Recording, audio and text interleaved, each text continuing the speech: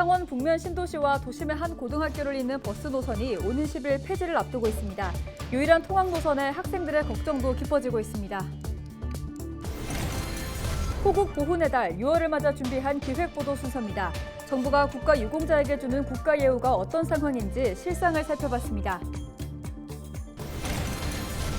남해안권 관광진흥특별법안이 남해안권 국회의원 10명의 공동 발의로 국회에 제출됐습니다. 경남도는 여야 힘을 모아 특별법 통과에 나선다는 계획입니다.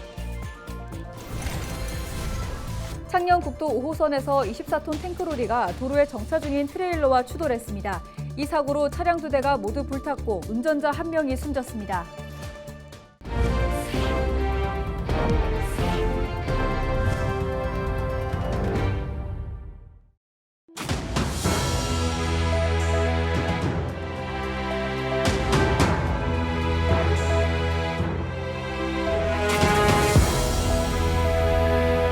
시청자 여러분 안녕하십니까? 헬로티비 경남뉴스입니다.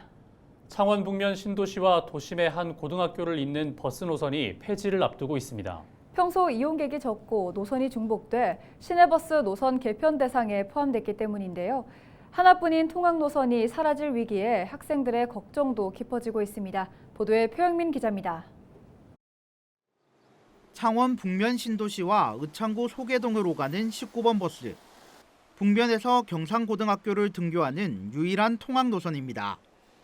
하지만 오는 10일이면 19번 버스 운행은 중단됩니다. 창원시가 노선 중복 등을 이유로 폐지를 결정했기 때문입니다. 학생들은 걱정이 앞섭니다. 집이 먼 친구들은 이제 19번 버스를 타야 하는 상황인데 그게 없어진다니까 뭐 교통이 사라지면은 조금 불편함을 겪지 않을까 싶습니다. 현재 경상고의 전교생은 500여 명. 이 중 북면 신도시에 거주하는 학생은 전체 20%를 차지하고 있습니다. 당장 10일부터 등교가 걸린 문제에 학생들은 호소에 나섰습니다. 창원시 미던 게시판에 올린 글만 30여 건이 넘었고 관련 기관에 손편지를 보내며 재고를 전했습니다. 19번 버스가 폐지되면 학생들은 이곳 창원역에서 마을버스로 환승하거나 20분 이상 오르막길을 올라 등교해야 합니다. 창원시는 일단 개편된 노선대로 버스를 운영한다는 계획입니다.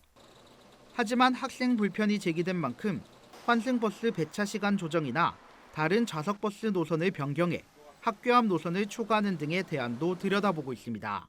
27번을 더 차를 늘려서 배차 간격을 줄여서 8번을 한성해서 정문에 내리는 게 학생들한테는 더 유리할 것이다. 그리고 그 소계정점에서 내리면 500m 걸어가야 되거든요.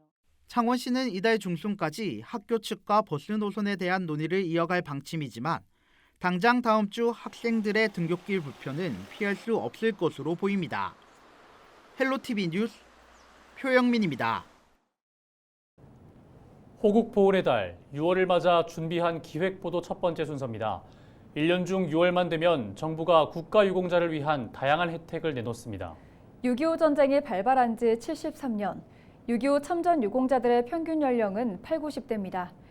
이들을 위한 6월의 혜택이 있기는 할까요? 김수정 기자가 보도합니다.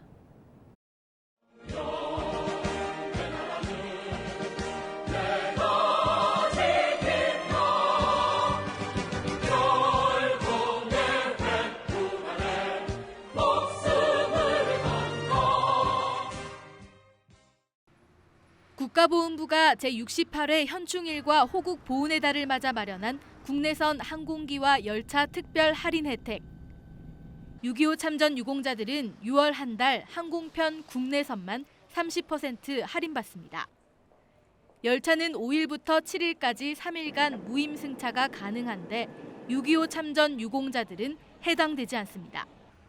국가유공자 중에서도 국가유공 상이자, 그러니까 나라를 위해 몸을 다친 사람들만 단 3일 무료로 이용할 수 있습니다. 경남에서만 누릴 수 있는 혜택은 아예 찾아보기 힘듭니다. 그나마 김해 롯데 워터파크에서 6월 한 달간 국가유공자와 가족 600여 명을 초청하는 드림티켓 행사를 여는데 당연히 유공자가 아닌 다른 가족들을 위한 겁니다. 사생대회와 NC다이노스 야구 경기, 뮤지컬 등 문화 행사도 줄줄이 열리긴 하지만 평균 연령 80에서 90대 6.25 참전 유공자에게는 다른 세상 이야기입니다. 참전자들에게는 뭐 이렇게 거동이 불편함이 대다수니까 NC 야구, 프로야구 시구에서 이제 그 같이 이제 팀원들이 가서 봤는데 근데 오래 머무르지 않으셔요. 저녁 시간대에 오픈하고 하니까.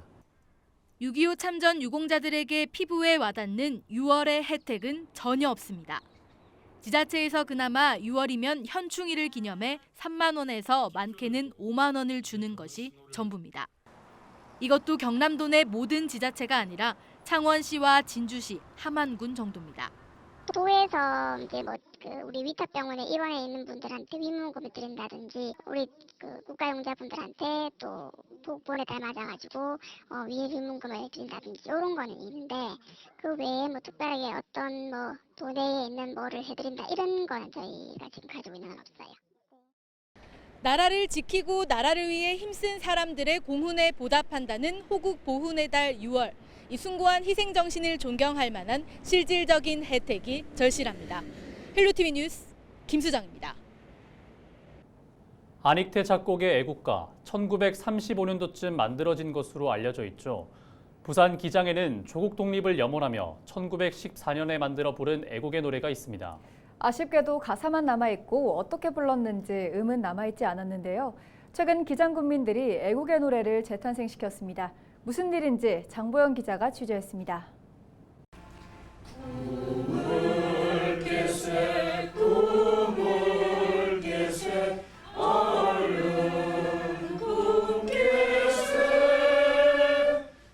익숙한 반주에 노랫소리가 울려 퍼집니다. 꿈을 깨세로 시작하는 이 노래는 애국가보다 20여 년 앞서 1914년 기장에서 만들어진 애국의 노래입니다. 일제강점기 독립을 향한 열망이 담긴 이 가사는 원고지에 고스란히 남아있습니다. 기장 시민대학 수강생들은 가사만 남아있던 애국의 노래에 음을 붙여 역사를 되짚어보는 시간을 마련했습니다. 악보까지 만들어서 가사를 다 여기 운율을 맞춰서 한번 만들어 봐야 되겠다 해서 제가 작업을 하게 되었는데 저한테도 애국의 힘이 막 솟아나는 거예요. 이런 기분이었겠구나 하는 감동을 받으면서 기장초등학교 교사였던 박우돌 선생이 쓴 애국의 노래는 당시 기장 최초의 여학교로 알려진 명정의숙에서 불렸습니다. 명정의숙의 교장이자 기장 광복회 총무로 알려진 박세현 독립운동가의 건국 훈장을 받기 위한 과정에서 1980년대에 첫 공개됐습니다.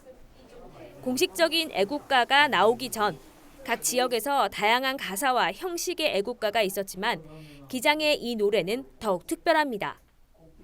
1919년 기장 만세 사건에 참여한 명정의숙 여학생 40여 명의 얼이 담겨 있기 때문입니다. 기장에서 항일운동에서는 정복을 받았으면 기마침 하는 데가 없었죠. 30년 앞서서 기장에서 독립운동했다면 대단한 거 아닙니까? 이거는 전국에 좀 파급돼서 기장 사람들이 과거에 독립운동을 하기 위해서 이런 노래를 기장에서 불렀다 하는 것 큰 의미가 있지 않을까. 독립운동가 45명을 배출한 기장에 울려 퍼졌던 애국의 노래. 100년이 지난 지금 기장 국민의 목소리로 다시 울려 퍼지고 있습니다. 헬로티비 뉴스 장보영입니다.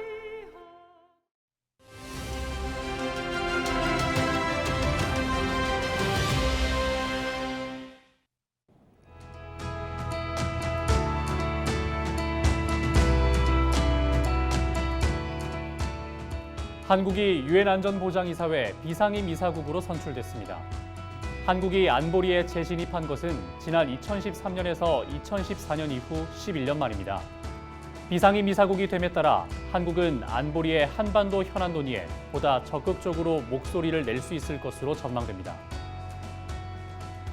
또 안보리에서 미국과 일본뿐 아니라 중국과 러시아와도 소통할 수 있는 기회도 높아졌는데요. 한국은 미국과 중국 간 대립 속에 대중수출 감소세가 가속화되고 있습니다. 1992년 한중 수교 이후 20년 가까이 중국은 한국의 수출 시장 1위였습니다. 하지만 올해 1월에서 5월 사이 우리나라의 대중국 수출액은 497억 달러로 지난해 같은 기간에 비해 27.3%나 감소했습니다.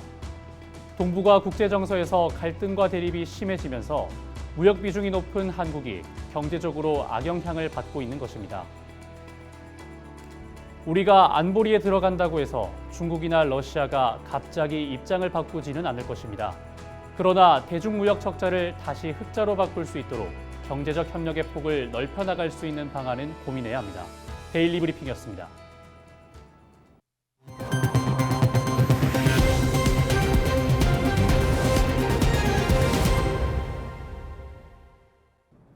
경상남도가 추진해온 남해안권 관광진흥 특별법안이 정점식 의원 등 남해안권 국회의원 10명의 공동 발의로 국회에 제출됐습니다. 법안은 남해안권의 관광 발전과 지역 균형 발전을 위한 기본계획 입안, 관광 진흥 지원, 추진기구 설치 등 62개 조항으로 구성됐습니다. 또 특례 조항에는 토지 이용 규제를 포함했으며 재정 지원 등의 국가 역할을 명시해 국가 주도의 추진 동력도 확보하게 했습니다. 경남도는 부산, 경남, 전남 지역 여야 의원들의 힘을 모아 법안 통과에 노력하겠다고 밝혔습니다. 7일 오전 10시 10분쯤 창녕군 영산요양병원 인근 국도 5선 마산 방면에서 2차선을 달리던 24톤 탱크로리가 도로에 정차해 있던 트레일러와 추돌했습니다. 이 사고로 차량 2대 모두 불에 탔으며 탱크로리 운전자 A씨가 숨졌습니다. 사고 당시 트레일러 운전자 B씨는 차 고장 여부를 확인하기 위해 정차한 뒤 차에서 내린 것으로 알려졌습니다. 경찰은 B씨와 목격자 등을 상대로 정확한 사고 경위를 조사하고 있습니다. 함안경찰서는 편의점 현금 자동 입출금기를 파손하고 돈을 훔친 혐의로 20대 A씨 등 2명을 구속했습니다. 이들은 지난 2일 0시 20분쯤 함안군 군북면의 한 편의점 밖에 설치된 ATM을 파손하고 793만 원을 훔쳐 달아난 혐의를 받고 있습니다. 이들은 같은 날 밤 10시쯤 의령의 한 술집에서 붙잡혔으며 조사 결과 유흥비 마련을 위해 범행을 저지른 것으로 알려졌습니다. 경찰은 이들을 상대로 사건 경위와 추가 범죄 여부를 조사하고 있습니다. 주말에서 현충일로 이어지는 기간 동안 통영 섬지역에서 응급환자 후송이 잇따랐습니다. 5일 낮 12시 53분쯤 통영 비전도에서 오토바이를 타다 넘어진 30대가 어지러움을 호소하며 구조를 요청해 해경이 경비함정을 보내 척포항으로 이송했습니다. 또 이날 밤 9시 10분쯤에는 통영 욕지도에서 12개월의 아기가 고열이 발생해 긴급 이송이 요청되면서 해경이 연안 구조정을 급파했습니다. 6일 오전 9시 30분쯤에는 통영 용남면 지도에서 그라인더 작업 중 다리를 베이는 부상을 입은 40대 남성이 통영 해경을 통해 병원으로 이송됐습니다. 해경은 양산 부산대학병원과 영상통화를 하며 남성을 응급처치한 뒤 경남 소방정에 인계했습니다. 창원시 체육회는 7일 힐스카이 컨벤션에서 제62회 경상남도민 체육대회 창원시 선수단 결단식을 열었습니다. 이 자리에는 홍남표 창원시장과 체전 출전 선수, 체육회 관계자 등 170여 명이 참석한 가운데 선수단은 대회에서 정정당당한 승부를 다짐했습니다. 창원시 체육회는 오는 9일부터 통영시에서 열리는 경남도민체전에 선수단 1000여 명을 파견해 전 종목 상위권 입상을 목표로 하고 있습니다. 의령 의병박물관 제2전시관이 증축 공사를 시작했습니다. 의령읍 중동리 일원에 조성되는 의병박물관 제2전시관은 연면적 990제곱미터의 2층 규모로 일제강점기 당시 독립운동 등의 내용이 담긴 기획전시실과 어린이 박물관 등으로 채워집니다. 개관은 의병의 날인 내년 6월 1일을 목표로 진행됩니다. 김해시 2개 마을이 내년도 농어촌 취약지역 생활여건 개조 사업에 선정돼 국도비 30여억 원을 받게 됐습니다. 김해시는 지역 주민들로 구성된 추진위원회를 중심으로 내실 있는 계획을 추진하면서 이번 사업에 최종 선정됐습니다. 선정된 진례면 화전마을과 징영읍 효동마을에는 36억 원을 들여 주민 안전과 주거 환경 개선을 위한 다양한 사업이 진행됩니다. 경남경찰청이 지난 4월 17일부터 지난달까지 도심권 스쿨존과 통학로에서 특별 단속을 벌여 250여 건을 적발했다고 밝혔습니다. 스쿨존에서 단속된 건수는 155건으로 유형별로는 중앙선 침범과 안전띠 미착용이 78건으로 가장 많았고 안전모 미착용과 신호 위반 등의 순이었습니다. 이어서 AI 날씨와 생활 전해드립니다.